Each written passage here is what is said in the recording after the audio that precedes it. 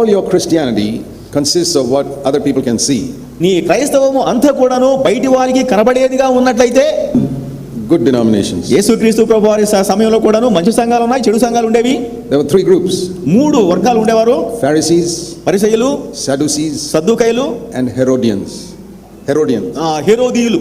And Jesus said, beware of the leaven of the Pharisees, కనుక ఈ పరిసయ్యుల యొక్క పులిసిన పిండి గురించి జాగ్రత్తగా ఉండండి. beware of the leaven of the Sadducees, అదే విధంగా సద్దూకయ్యుల పులిసిన పిండి, and beware of the leaven of the Herodians. అదే విధంగా హెరోదీయుల పులిసిన పిండి విషయమై జాగ్రత్తగా ఉండండి. In Christianity today, ఈనాడు క్రైస్తవంలో కూడాను these 3 leavens are there. ఈ యొక్క 3 పులిసిన పిండులు ఉన్నాయి. The Herodians are the worldly Christians. ఈ హెరోదీయులు ఎవరయ్యా అంటే లోక సంబంధమైన క్రైస్తవులు. They like to listen to good messages. మంచి ప్రసంగాలు వినడానికి ఆనందిస్తారు. See Mark chapter 6. మార్కు సువార్త 6వ అధ్యాయం చూడండి. Their leader was Herod. వారి యొక్క నాయకుడు హెరోదు. మార్కు సువార్త 6. He was a political leader. అతడు ఈ రాజకీయ నాయకుడిగా ఉంటూ ఉన్నాడు. And there are many Christian churches who have big political leaders in their congregation. ఈనాడు కూడాను చాలా క్రైస్తవ సంఘాల్లో రాజకీయ నాయకులు ప్రముఖులుగా ఉంటూ ఉన్నారు. And when you have a political leader supporting you, you can have a lot of influence in society. ఈ రాజకీయ నాయకులు మీకు సహాయం అందిస్తూ ఉండగా సమాజంలో మీరెంతో ప్రభావం కలిగి ఉంటారు. You know, you can get a lot of influence with political leaders in your church. మీ సంఘాల్లో ఉన్నటువంటి రాజకీయ నాయకులను బట్టి మీకు పలుకుబడి కూడాను వస్తుంది. A lot of Christians who look for that. చాలా మంది క్రైస్తవులు ఈ విధంగా చూస్తూ ఉంటారు. We've got a political leader supporting us. That's great. We are a wonderful church. మాకు సహాయం చేసేటువంటి రాజకీయ నాయకులు మా సంఘంలో కూడా ఉన్నారండి. God is not there. దేవుడు లేడు అక్కడ.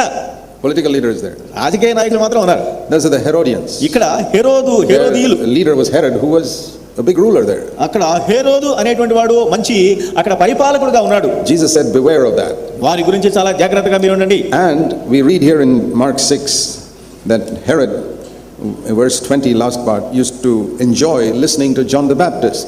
ఇక్కడ హెరోదు 6వ అధ్యాయము 19-20 కలిపి ఉన్నాయి. ఇక్కడ యోహాను ప్రసంగాలు వినడానికి, బోధలు వినడానికి హెరోదు ఎంతో సంతోషించాడు. Herod was not interested in listening to the Pharisees. పరిసయ్యుల ప్రసంగాలంటే ఆయనకి పెద్దగా పట్టవు. Because they were all boring. అవన్నీ కూడా విసుగుపుడుతూ ఉంటాయి. But John the Baptist was a fiery preacher. అయితే బాప్తిస్మం ఇచ్చే యోహాను అగ్నితో నింపబడి. Herod liked to listen to him, it says here. కనుక ఇక్కడ అగ్ని ప్రసంగాలు వినడానికి హెరోదు ఎంతో సంతోషించాడు. Now sometimes you think that because you like to listen to some fiery preacher, you're also spiritual. చాలా మంది ఏమనుకుంటారంటే అగ్నితో నింపబడిన ప్రసంగాలు వింటే నేను కూడా ఆత్మీయుడిని అనుకుంటారు. There are many people who come to me in different parts of the world. ప్రపంచ వ్యాప్తంగా ఉన్నటువంటి చాలా మంది నన్ను కలుస్తుంటారు. Brother Zach, we really enjoy listening to your CDs. అయ్యా జాక్ గారు, మీ సీడీలో ప్రసంగం వింటూ ఉంటే మాకు ఎంతో ఆనందంగా ఉంటుందండి. I say okay. మంచిదేనండి. But in my mind I think Herod also used to enjoy listening to John the Baptist. అప్పుడు నా మనసులో అనుకుంటాను, హెరోదు కూడాను ఈ బాప్తిస్మం ఇచ్చే యోహాను ప్రసంగాలు విని ఆనందించాడు. So I'm not excited when somebody says he likes listening to my CD. కనుక మరి నా సీడీ ప్రసంగాలు వింటూ ఉంటే ఆనందంగా ఉందని ఎవరైనా చెప్తే నాకు ఆనందం లేదు. The important thing is, do you obey what you hear? అయితే ఇక్కడ ప్రాముఖ్యమైన విషయం ఏంటంటే నీవు వినేదానికి లోబడుతున్నావా? If you just enjoy listening to some powerful message, you're like Herod. ఒక శక్తివంతమైనటువంటి ప్రసంగం వింటూ వెళుతూ ఉన్నావంటే హెరోదు జీవితమే నీది. And the devil will fool you. You're a spiritual man. See, you like to enjoy these good messages, not those boring messages. ఆ విసుగుపుట్టే ప్రసంగాలు కాకుండా ఈ శక్తివంతమైన ప్రసంగాలను వింటూ ఉన్నావంటే నువ్వు ఎంత ఆత్మీయుడివో తెలుసుకో. That is one of the great deceptions going on in Christendom today. సాతానుడు ఆ విధముగా ఈ క్రైస్తవములో ఆ మోసాన్ని తీసుకుని వచ్చాడు. I mean, who enjoys listening to boring sermons? Nobody enjoys that. విసుగుపుట్టే ప్రసంగాలు ఎవరికి కావాలండి? So if you enjoy listening to a good sermon, it does not mean you're spiritual. అందుచేత ఒక మంచి ప్రసంగం వినినంత మాత్రాన నీవు ఆత్మీయుడవు కావు. So Herod used to keep on listening to John the Baptist. He used to call him, come, I'd like to listen to you preach. కనుక హెరోదు పిలుస్తూ ఉన్నాడు, స్నానికుడైన యోహాన్ని, నువ్వు ప్రసంగం చేయవా, నేను వింటూ ఉంటాను. But then we read here, మనం ఇక్కడ చదువుతున్నాము 2 verses later, 2 వచ్చిన తరువాత in verse 22, 22వ వచనము, he married a second wife. అతడు రెండవ భార్యను చేసుకున్నాడు. Whose name was Herodias. ఆమె పేరు Herodias. And her daughter Salome came and danced in front of all in the party there. ఆయన కుమార్తె సలోమి వచ్చి అక్కడ నృత్యం చేసి నాట్యం ఆడింది, అందరిని సంతోషపరిచింది. In these parties and all, when these young girls dance, they don't dress properly. ఎందుకంటే ఈ నాట్యం వేసేటువంటి యొక్క యవన స్త్రీలు ఉన్నారు చూడండి, వాళ్ళు సరైనటువంటి వస్త్రాలు ధరించరు. They dress with very few clothes. అంటే అర్ధనగ్నంగా కనబడతా ఉంటారు విధంగా చెప్పాలంటే. Half naked, they'll dance there. కనుక మరి అర్ధనగ్న శరీరంతో వారు ప్రదర్శన చేస్తారు నాట్యం. And Herod enjoyed that also. కనుక హెరోదు దానిని చూసి కూడా ఆనందించాడు. That is the mark of Herodians. కనుక మరి హెరోదీయుల యొక్క గుర్తుంటే అది. They enjoy listening to John the Baptist, they enjoy watching the Salome dance also. ఇక్కడ యోహాను ప్రసంగం పక్కన వింటూ ఉన్నాడు, మరో ప్రక్కనేమో సలోమి డాన్స్ చేస్తుంటే విన్నాడు. That is exactly how many Christians are today. చాలా మంది క్రైస్తవులు ఈనాడు అదే విధంగా ఉన్నారండి. Sunday morning they like to listen to some CD or some powerful message. కనుక ఆదివారం నాడు ఉదయం ఒక మంచి సీడీ గాని మంచి ప్రసంగం వింటారు. In the evening they'll be watching some movie or some filthy woman on the screen. సాయంకాలం వచ్చేటువంటి టీవీలో ఒక చండాలమైనటువంటి స్త్రీ నాట్యం ఆడుతూ ఉంటే కూడాను చూస్తూ. What is the difference between such people and Herod? కనుక మరి హేరోదుకును అలాంటి ప్రజలకు మధ్యలో ఉన్న వ్యత్యాసం ఏంటి? You know, later on when Jesus stood before Herod, Herod asked him many questions and Jesus would not reply to him. ఆ తర్వాత యేసు ప్రభువారిని హేరోదు దగ్గరికి తీసుకుని వెళితే హేరోదు ఎన్నో ప్రశ్నలు అడిగాడు, ప్రభువైన యేసు వారు నోరెత్తలేదు. That's why you don't hear the Lord speaking to you also. అందుకోసమనే యేసు ప్రభువారు నీతో కూడా మాట్లాడడు. He's not going to speak to people who enjoy listening to powerful messages and then enjoy watching filthy movies. కనుక మరి ఒక ప్రక్కనేమో ఆత్మీయ ప్రసంగాలు వింటూ మరో ప్రక్కనేమో సినిమాలు చూసే వాళ్ళతో యేసు ప్రభు మాట్లాడండి. They are religious people. వారందరూ కూడాను మత ఆచారం కలిగిన వారు. See, the atheists and all, they don't like to listen to good messages. ఇక్కడ నాస్తికులు ఉన్నారు అనుకోండి, దేవుళ్ళు అనేవాళ్ళు వాళ్ళు మంచి ప్రసంగాలు వినరు.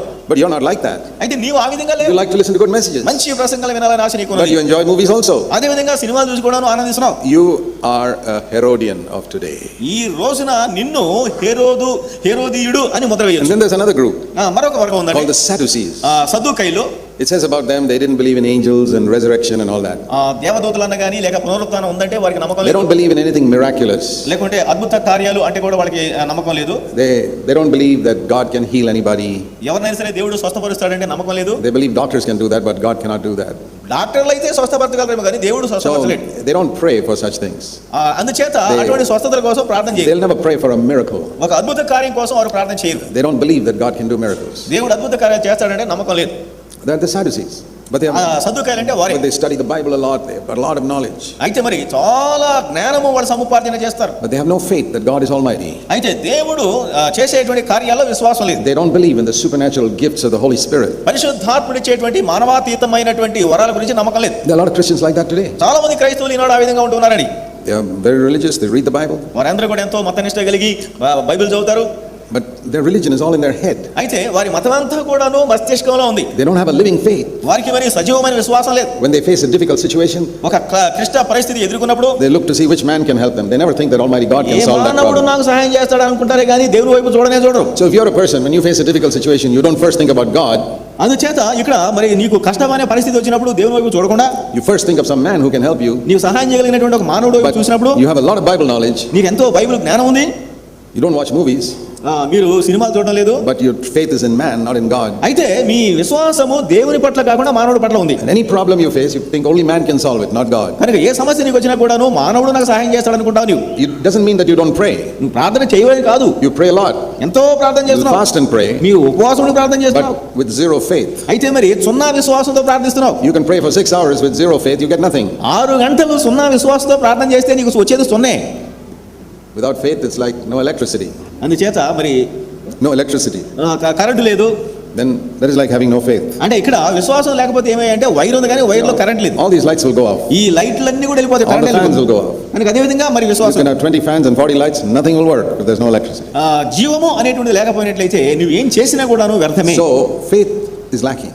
అందుచేత విశ్వాసం అనేది కొరతగా ఉంది. Many Christians are like that. చాలా మంది క్రైస్తవుల జీవితాలు ఈ విధంగా ఉన్నాయి. Always they are worried and anxious about something or the other. దేని గురించో వారు ఎల్లప్పుడూ కూడాను ఆందోళన చెందుతూ ఉంటారు. They are afraid of the devil. మరి సైతాన్ అంటే భయం. They are afraid somebody has done witchcraft on them. అరే ఎవరో నా మీద మంత్రతంత్రం వేశాడండి. Because the devil is so powerful. ఎందుకంటే సైతాన్ గారు ఎంతో శక్తి కలిగిన వాడండి. Their verse is this. The verse which they quote is this. వారు చెప్పేటువంటి వచనం ఏమిటంటే, listen carefully. జాగ్రత్తగా ఆలకించండి. Greater is he who is in the world than he who is in you. మీ లోపల ఉన్నవాని కంటే లోకంలో ఉన్నవాడు గొప్పవాడు. Have you read that verse? ఆ వచనం ఎక్కడన్నా చూసారండి? It's not in the Bible. బైబిల్లో లేదు అది. The Bible says greater is he who is in you than he who is in the world. మీలో ఉన్నవాడు లోకంలో ఉన్నవాడి కంటే గొప్పవాడని ఉంది Bible. But I've seen so many Christians who are afraid of the devil. అయితే చాలా మంది క్రైస్తవులు సైతాన్ అంటే భయపడి, afraid of witchcraft. మంత్రతంత్ర శక్తి ఉందని they believe with all their heart the devil is almighty. వారు సంపూర్ణ హృదయంతో నమ్మేది ఏంటంటే సైతాన్ కూడా సర్వశక్తిమంతుడు. And Jesus is sort of a weak little. యేసు ప్రభువు ఏదో బలహీనంగా వెళ్తా ఉంటాడు, నీరసంగా. That is the Sadducees. అది సద్దుకాయల యొక్క విశ్వాసం. Don't have any faith in miracles or supernatural or anything like that. అందుచేత అద్భుత కార్యం అన్న కూడాను మానవాతీతమైన శక్తి అంటే కూడా నమ్మకం లేదు. If I did not believe in the gifts of the Holy Spirit, I would not be standing here to preach. పరిశుద్ధాత్మ వరములలో నాకు నమ్మకం లేకపోయినట్లయితే మీ ముందర నిలబడి నేను ప్రసంగం చేయలేను. If I depended on my own ability to serve God, I would have given up long ago. నా సొంత శక్తి సామర్థ్యాల మీద సేవ మొదలుపెట్టినట్టయితే ఎప్పుడో విడిచిపెట్టేవాడిని. The third group is the Pharisees. మూడవ వర్గం వారు పరిసయ్యులు. They believe in the resurrection and all those things. పునరుత్థానం అంటే వాళ్ళకి నమ్మకం ఉంది. But they are so full of rules. అయితే వారికి అన్ని కూడా నియమ నిబంధనలు కావాలి. They're always judging other people according to, do you follow this rule which I follow? ఇదిగో నేను అనుసరిస్తున్నటువంటి ఈ యొక్క నియమాన్ని నువ్వు పాటిస్తున్నావా? And always they're very, very critical of everybody. కనుక ఎవరిని చూసినా కూడా ఎంత సేపటికి విమర్శనా దృక్పథంతో చూస్తారు. They're very critical of Jesus also. యేసును కూడాను విమర్శనా దృక్పథంతో చూశారు. The doctrines are all correct. వారి సిద్ధాంతాలన్నీ కూడా బాగానే ఉన్నాయి. But they were more interested in tradition than God's word. సంప్రదాయం అంటే ఎక్కువ మక్కువ కానీ దేవుని వాక్యం అంటే మక్కువ లేదు. That's another type of Christian we find today. కనుక ఈ రోజున అలాంటి వారిని క్రైస్తవులు మనం చూస్తున్నాం. And Jesus said, beware of all these three leavens. ఇదిగో ఈ మూడు వర్గాల గురించి జాగ్రత్తగా ఉండండి. These are all marks of religious people. వీరందరూ కూడాను ఆ పులిసిన పిండిని కలిగి ఉంటూ ఉన్నారు. Jesus was different. యేసయ్య వేరుగా ఉన్నాడు. For him, tradition was not as important as God's word. దేవుని వాక్యమంతా సమానముగా ఆయన ఈ సంప్రదాయాన్ని చూడడం లేదు. See Mark chapter 7. మార్కు సువార్తలోని 7వ అధ్యాయం చూడండి. The Pharisees came to Jesus once. పరిసయ్యులు యేసయ్య దగ్గరికి ఒకసారి వచ్చారు. It says in verse 2, they saw some of Jesus' disciples were eating bread without washing their hands. ఇక్కడ యేసయ్య శిష్యులు కొందరు చేతులు కడుక్కోకుండా భోజనం చేయడం వాళ్ళు చూశారు. Mark 7 verse 2. 7వ అధ్యాయము 2వ వచనంలో. Because the Pharisees, they don't eat unless they carefully wash their hands in the traditions of the elders. Verse 3. 3వ వచనంలో గమనించినట్లయితే మరి పెద్దలు నియమించినటువంటి సంప్రదాయ పారంపర్యాచారమును బట్టి చేతులు కడుక్కోకుండా వారు భోజనం చేయరు పరిసయ్యులు. See, we wash our hands when we eat to remove all any dirt or anything there. That's good. మనం కూడాను భోజనానికి ముందు ఏం చేస్తామంటే చేతులు మంచిగా కడుక్కుంటాం, మురికి వదిలించుకుంటాం. I'm sure Jesus also did it. అదే విధంగా ప్రభువైన యేసు వారు కూడాను చేసి ఉంటారు. Disciples did it too. అయితే శిష్యులు కూడా చేశారు. But this was different. అయితే ఇక్కడ ఈ యొక్క పరిస్థితి భిన్నంగా ఉంది. Pharisees had a tradition. ఇక్కడ పరిసయ్యులు ఒక పారంపర్య ఆచారం కలిగి ఉంటున్నారు. When you wash, you must wash from the elbow downwards, both sides nicely, then only you must eat. నువ్వు చేతులు కడుక్కోవడం అంటే అరచేతులు కాదండి, చేతి దగ్గర నుంచి మొత్తం శుభ్రంగా కడిగేసే. But the disciples didn't do that. అయితే శిష్యులు ఆ విధంగా చేయలేదు. And the Pharisees have got very sharp eyes. అయితే చాలా పదునైనటువంటి తీక్షణమైన చూపండి ఈ పరిసయ్యులది. Do you have sharp eyes? పదునైన కళ్ళు నీకున్నాయా? Not to look at yourself, but to look at other people. ఇతరులను చూసేటువంటి తీక్షణమైన చూపులు ఉన్నాయి. Everybody you see, you're always checking up. ప్రతి ఒక్కరు కూడా దుర్బిణి వేసి పరీక్షిస్తూ ఉంటాడు. To find something to criticize. వీడు ఏం ఎక్కడ పట్టుకోవాలా అని చూస్తూ ఉంటాడు, ఎంటుగానే దొరుకుద్దని. Some people, whenever they see a sister, the first thing they check is she wearing some ornaments? మొట్టమొదటిగా ఒక స్త్రీని చూసామనుకోండి, ఏమైనా ఆభరణాలు ధరించి ఉందా? Some group of Christians like that. కొంతమంది క్రైస్తవులు ఆ విధంగా ఉన్నారు. They've got very sharp eyes. తీక్షణమైనటువంటి చూపులు. What type of sari is she wearing? ఏ రకమైన చీర కట్టింది ఈ రోజు? Or the young people, now they have so many special type of shoes. So what type of shoes is that? తర్వాత మరి యువకులైతే ఒక మరి కొత్త రంగులతోటి కొన్ని బూట్లు వేసుకుంటున్నారు. What is the make of that car he is driving? తర్వాత మరి ఎటువంటి కారు ఈయన వేసుకుని వచ్చాడు? This is the Pharisees. పరిసయ్యులంటే they're always looking, nothing to do with spirituality, something to criticize. ఆత్మీయతకు అసలు తావు లేదు, కానీ ఎవరినో పట్టుకొని వాడిని విమర్శించాలి. They go to somebody's house and they are checking, is there some luxurious item in this house which is unnecessary? ఏదైనా ఒక ఇంటికి వెళ్ళారు అనుకోండి, ఇక్కడ సుఖభోగాలతో కూడినటువంటి సౌకర్యమైనటువంటి ఏమన్నా వస్తువులు ఉన్నాయా? Why are you bothered? He didn't take money from you to build his house. ఎందుకంటే తన ఇల్లు కట్టుకోవడం కోసం నీ దగ్గర ₹1 కూడా తీసుకోలేదండి. But there are many Christians like that. చాలా మంది క్రైస్తవులు ఈ విధంగా ఉంటూ ఉన్నారు. They got very sharp eyes. ఎంతసేపటి కూడాను తీక్షణమైన చూపులే. So the Pharisees were looking to see these disciples how they are washing their hands. అందుచేత ఇక్కడ ఈ పరిసయ్యులు కూడాను ప్రభు శిష్యులు ఏ విధంగా చేతులు కడుక్కుంటున్నారో గమనించారు. And he says here in verse 4, they have many other rules like this. 4వ వచనంలో గమనించినట్లయితే ఇలాంటివి చాలా నియమ నిబంధనలు ఉన్నాయి. So many rules, and they're always checking, do you follow these rules? వాళ్ళకి ఇటువంటి ఎన్నో నిబంధనలు పెట్టుకొని ఉంటూ ఉన్నారు. And then they came to Jesus. ఆ తర్వాత యేసయ్య దగ్గరికి వచ్చారు. And question verse 5. 5వ వచనంలో అడుగుతున్నారు, why do your disciples not walk according to the tradition of the elders? ఇక్కడ పారంపర్యాచారము చొప్పున నడుచుకొనక ఎందుకు మీ వారు ఉంటూ ఉన్నారు? They're not interested in whether you keep God's word or not. ఇక్కడ దేవుని వాక్యాన్ని పాటిస్తున్నారా లేదని వాళ్ళు చూడడం లేదు. Our elders have given us a certain tradition. ఎందుకంటే మన పితరులు కొన్ని ఆజ్ఞలు మనకి ఇచ్చారండి. And many Christians are like this. చాలా మంది క్రైస్తవులు ఈ విధంగా ఉంటున్నారు. Jesus said, you people are all hypocrites. Verse 6. ఇక్కడ 6వ వచనంలో ప్రభువైన యేసు వారు ఏమంటారు? మీరు వేషధారులు. Verse 8. 8వ వచనంలో, you neglect the commandment of God to keep your tradition. ఇక్కడ దేవుని ఆజ్ఞలను పక్కన పెట్టేసి మీ సంప్రదాయాలను పట్టుకొని వేలాడుతున్నారు. First you neglect God's commandment to keep your tradition. ఇక్కడ నీ పారంపర్యమును పట్టుకొని దేవుని మా ఆజ్ఞను విడిచిపెడుతున్నావు. And second step, రెండవది ఏంటంటే verse 9. 9వ వచనంలో, you set aside God's commandment to keep your tradition. తర్వాత దేవుని ఆజ్ఞలను పక్కన పెట్టేసి పారంపర్య ఆచారాలు పట్టుకుంటున్నారు. You first neglect it, verse 8. 8వ వచనంలో ముందుగా నిర్లక్ష్యం చేస్తున్నావు. Then verse 9 you set it aside. 9వ వచనంలో గమనిస్తే పక్క పెట్టేశావు. And then last step, verse 13, you cancel it out completely to keep your tradition. ఆ తర్వాత 13వ వచనంలో గమనించినట్లయితే దానిని సంపూర్ణంగా రద్దు చేస్తున్నావు, నీ సంప్రదాయాలనే అమల్లో పెడుతున్నావు. So you see 3 steps to rejecting God's word. దేవుని వాక్యాన్ని తృణీకరించడంలో విసర్జించడంలో 3 అడుగులు. This is the great danger of tradition. కనుక ఈ సంప్రదాయంలో ఉన్నటువంటి ప్రమాదం అదే. Traditions that you got from your church elders. మీ సంఘ పితరులు మీకు ఇచ్చినటువంటి ఆ సంప్రదాయాలు. And you blindly follow it because you don't read the word of God. దేవుని వాక్యాన్ని నువ్వు చదవడం లేదు కాబట్టి గుడ్డిగా వాటిని వెంబడిస్తున్నావు. Many Christians, they're not sinning, but they are such slaves to traditions. వారు చాలా మంది క్రైస్తవులు పాపం చేయకపోవచ్చు కానీ పారంపర్య ఆచారాలకు వారు And they think బానిసలైపోతున్నారు. they are spiritual. వారు ఆత్మీయులని చెప్పని వారు అనుకుంటున్నారు. They are not spiritual, they are religious. వారు ఆత్మీయులు కాదండి, మత నిష్ఠ మాత్రమే ఉన్నది. They neglect first the word of God. దేవుని వాక్యాన్ని వారు నిర్లక్ష్యం చేస్తున్నారు. They set it aside, verse 9. 9వ వచనంలో దానిని ప్రక్కకు And పెట్టేశారు. then they cancel it completely. Verse 11. మూడవది సంపూర్ణంగా రద్దు చేస్తూ ఉన్నారు. So the conflict here is tradition versus God's word. ఇక్కడ చూడండి, పారంపర్యాచారము దేవుని వాక్యము సమాంతరముగా. See, in 3 verses, Jesus kept these two on 2 sides. ఇక్కడ చూడండి, ఈ మూడింటిని కూడా ప్రభువైన యేసు వారు ఎత్తి చూపెడుతున్నారు. See, like in a cricket match, this team versus this team. ఇక్కడ ఒక క్రికెట్ ఆటలో ఒక టీం ఒక వైపు, మరొక టీం మరొక వైపు. They're each competing with the other. ఒకరికి పోటీ పడుతూ ఉన్నారు. One side is Australia, one side is India. ఒక పక్కన ఆస్ట్రేలియా, ఒక పక్కన India. They're fighting with each other. ఈ ఇరువురు కూడా కొట్లాడుతున్నారు. It's exactly like that, tradition and God's word. అదే విధంగా పారంపర్యాచారము దేవుని వాక్యము. Each is trying to make the other one out. ఇక్కడ చూడండి, పారంపర్యాచారము దేవుని వాక్యం తొక్కేయాలంటుంది, దేవుని వాక్యమేమో ప్రబలాలనుకుంటుంది. Like in a test match, finally somebody will win. అదే విధంగా ఈ యొక్క టెస్ట్ క్రికెట్ ఆటలో ఎవడో ఒకడు గెలవాలి. Or it will be a draw, nobody will win. లేకుంటే ఎవడో గెలవకుండా అది సమాంతరం అయిపోతుంది. It's like that. ఆ విధంగా ఉందండి. It's a match between tradition and God's word. అదే విధంగా ఈ యొక్క సంప్రదాయానికి దేవుని వాక్యానికి మధ్య ఆట. Sin is also like that. అదే విధంగా పాపం కూడా. Sin versus God's word. దేవుని వాక్యము పాపము. Many Christians know that sin and God's word are opposite. అయితే ఇక్కడ చాలా మంది క్రైస్తవులకు తెలుసు దేవుని వాక్యము పాపం అనేది విరోధము. But some of you may be hearing for the first time today that tradition is also against God's word. మీలో కొంతమంది మొదటిసారి వింటూ ఉండవచ్చు, అదేంటంటే పారంపర్యాచారం కూడాను దేవుని వాక్యానికి విరోధం. Tradition is like a chain that will prevent you from growing spiritually. ఇక్కడ చూడండి, ఈ యొక్క పారంపర్యాచారము బంధకములుగా నిన్ను కట్టిపడేస్తుంది, నిన్ను ఆత్మీయంగా పెరగకుండా చేస్తుంది. Or at least like a weight. అదే ఒక విధంగా చెప్పాలంటే ఒక బరువు నీ మీద పెట్టినట్టు. Let me show you Hebrews chapter 12. హెబ్రీయులకు రాసిన పత్రిక 12వ అధ్యాయంలో Have you noticed what it says here, how we must run this race? మనము ఈ పరుగు పందెంలో ఎలా పరిగెత్తాలి అనేది చెప్తున్నారు. The Christian life is like a race. ఇక్కడ క్రైస్తవ జీవితం అనేది ఒక పరుగు పందెం లాంటిది. When you're born again, you come to the starting line. నీవు ఎప్పుడైతే తిరిగి జన్మ అనుభవం పొందేవో ముందుగా మొదట్లో ప్రారంభిస్తున్నావు. You see these people in the Olympic games, they come to a starting line to start the ఇక్కడ race. ఈ ఒలింపిక్ లో ఎవరైతే పరిగెడుతూ ఉంటారో వారు ప్రారంభ గీతలో మొదలు పెడతారు. That itself is a good thing. అది చాలా మంచిదే. I mean, you and I can't even reach the starting line in the Olympics. అయితే ఇక్కడ ఒలింపిక్స్కి వచ్చేటప్పటికి ఆ ప్రారంభ గీత కూడా మనం వెళ్ళలేము. Nobody from India came to the starting line in the Olympic races. ఎందుకంటే భారతదేశంలో ఎవరు కూడాను ఈ ప్రారంభ గీత దగ్గరకు రాలేదు. To come to the starting line itself is a great thing. అందుచేత ప్రారంభ గీత దగ్గరకు రావడమే చాలా గొప్ప. To be born again. అంటే తిరిగి జన్మించడం. But do you know, in the Olympics there is no prize for those who come to the starting line? అయితే ఇక్కడ ఒలింపిక్స్ లో ప్రారంభ గీతకు వచ్చినంత మాత్రాన నీకు అక్కడేమీ బహుమానం ఉండదు. Who gets the prize?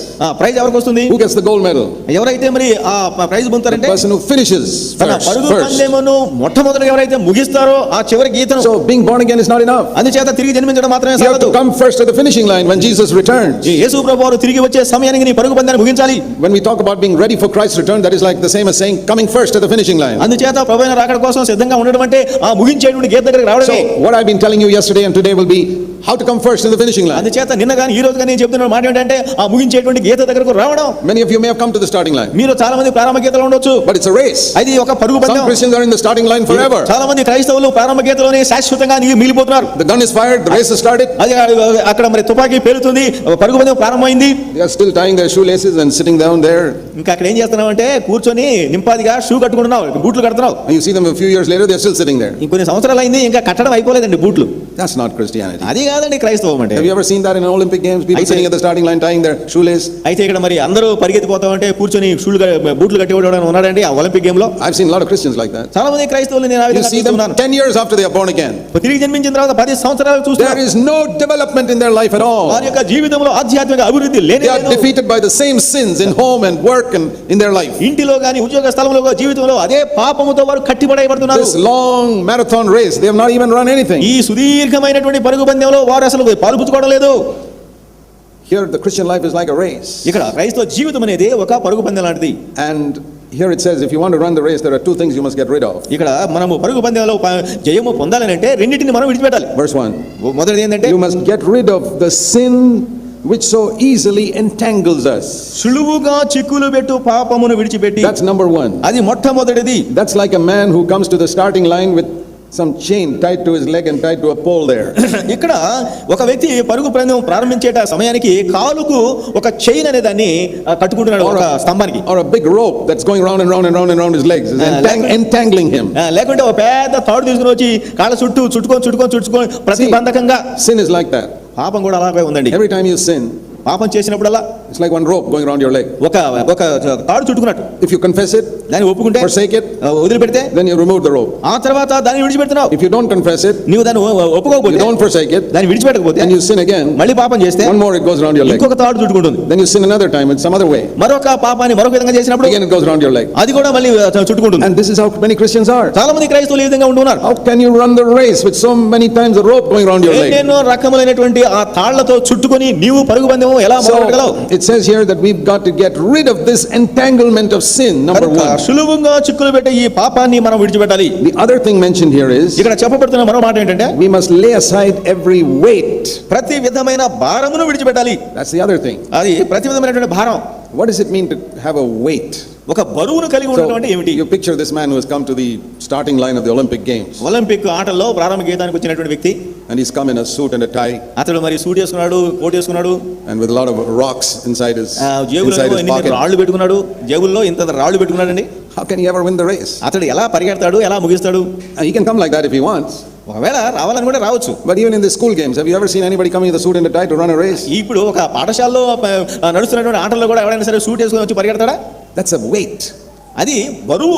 If you got heavy things in your pocket, నీ జేబుల్లో బరువైన వస్తువులు ఉన్నట్టయితే, that will slow you down. అది దానిని నిన్ను నిలుపుదల చేస్తూ ఉంటుంది. That's why all these people who run in the races, they have very light clothing. అందుకోసమనే పరుగు పందెంలో పాలుపుచ్చుకునే వాళ్ళు చాలా తేలికైన వస్త్రాలు వేసుకుంటారు. So we have to lay aside the ropes and lay aside all the heavy clothing. అందుచేత మనము ఆ తాళ్లను విడిచిపెట్టాలి, బరువైనటువంటి వస్త్రాలు విడిచిపెట్టాలి. We got to get rid of sin and we got to get rid of traditions. That's the second thing. పాపమును విడిచిపెట్టాలి, అదే సమయంలో పారంపర్య ఆచారాలు విడిచిపెట్టాలి. Here traditions are called weights. ఎందుకంటే ఆ యొక్క పారంపర్య ఆచారాలన్నీ కూడా బరువులుగా ఉంటున్నాయి. Jesus also spoke against sin and he spoke against tradition. కనుక ప్రభువైన యేసు వారు పాపానికి విరోధంగాను అదే సమయంలో సంప్రదాయాలకు విరోధంగా ఆయన మాట్లాడాడు. There are very few preachers in India who preach on holiness.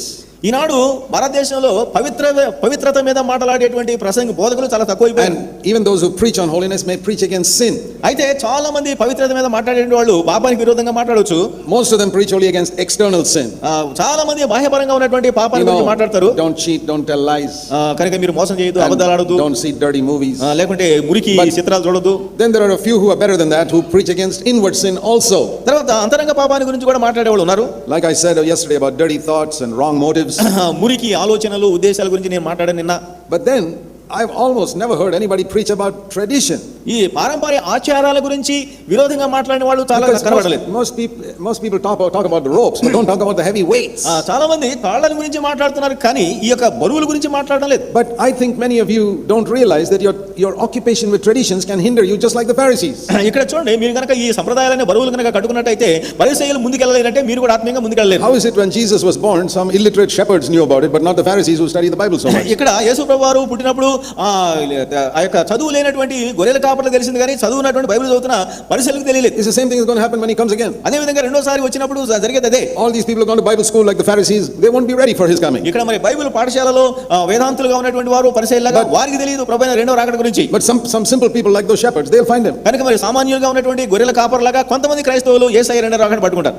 So this is very important for us to be ready for Christ's coming. కనుక క్రీస్తు రాకడ కోసం మనం చాలా ప్రాముఖ్యమైనటువంటి విషయం. We can find out how important tradition is for us like this. కనుక ఈ సంప్రదాయము అనేటువంటిది మనకి ఎంత ప్రాముఖ్యమో.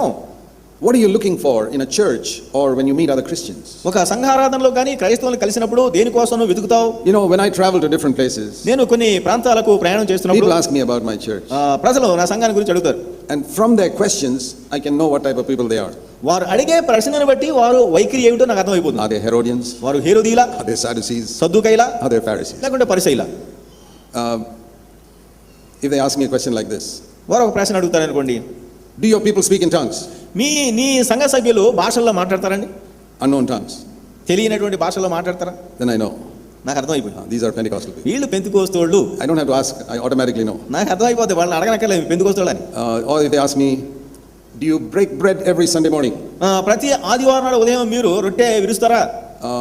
This must be either Brethren or Hebron, one of the two. I don't know. వీళ్ళు బ్రెదరన్ గ్రూప్ వాళ్ళు కానీ లేకుంటే హెబ్రోన్ వాళ్ళు కానీ తప్పకుండా అయ్యింటారు. Then somebody else will ask me, Not so much in India, but in other countries they ask, do you wash your feet on Sunday ఇక్కడ morning? మన దేశంలో కాదు To wash కానీ, each other's feet. మన దేశంలో కాక ఇతర దేశాల్లో అయ్యా మేము ఒకరి పాదాలు ఒకరు కడుక్కుంటామండి, మీ సంఘంలో మీరు That కడుక్కుంటారా? is another type of group. We don't have so many in India. అలాంటి ఒక సంఘం ఉన్నదండి, అది భారతదేశంలో ఎక్కువ లేదు, మన దేశంలో. And then some people ask me, do you have faith that God can make us rich? దేవుడు మనలను ధనవంతులు చేయగలడు అనే విశ్వాసం మీకు ఉందండి? Then I know this is one of this modern prosperity gospel. ఇదిగో వర్ధమాన సువార్త అని ఒకటి బయలుదేరిందండి, వీళ్ళు దానికి సంబంధించిన వాళ్ళు. Then some people will ask, do your sisters all cover their heads? ఇదిగో మీ సంఘంలో ఉన్న స్త్రీలందరూ కూడాను ముసుగేసుకుంటారా? So many questions like this. ఈ విధంగా ఎన్నో ప్రశ్నలు వాళ్ళు అడుగుతుంటారు. Do your young people wear pants? మీ యువకులు ప్యాంట్లు వేసుకుంటారా? So many questions people have asked me. ఎన్నెన్నో ప్రశ్నలు ప్రజలను అడిగారు. The one question nobody has asked me till today. ఈనాటి వరకు కూడా ఒక ప్రశ్న నన్ను అడగలేదు. You know what that is? ఆ ఒక ప్రశ్న ఏంటంటే, Do your disciples love one another? మీ శిష్యులు సంఘ సభ్యులు ఒకరినొకరు ప్రేమించుకుంటారా? Nobody is interested in that. ఎవరికి అదంటే ఆసక్తి లేదు. Do you know what Jesus said? యేసయ్య ఏమన్నాడు?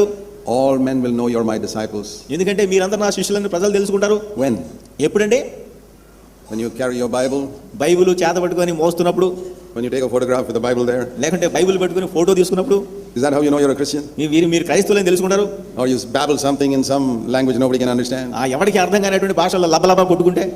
Or you break bread every Sunday? ప్రతి ఆదివారం నాడు రొట్టె విరిస్తే. No.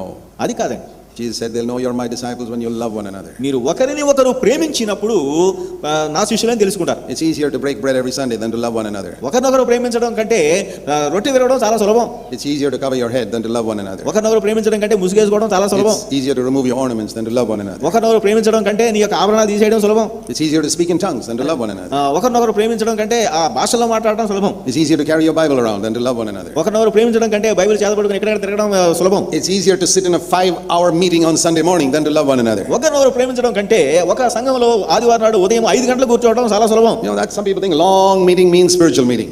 ఎందుకంటే అందులో చాలా లోతైనటువంటి దీర్ఘమైన ఆధ్యాత్మిక అర్థం ఉందని. This is all tradition. ఇదంతా కూడాను సంప్రదాయాలు. Do you know how much a slave to tradition you are? కనుక ఈ సంప్రదాయాలకు నీవు ఎంత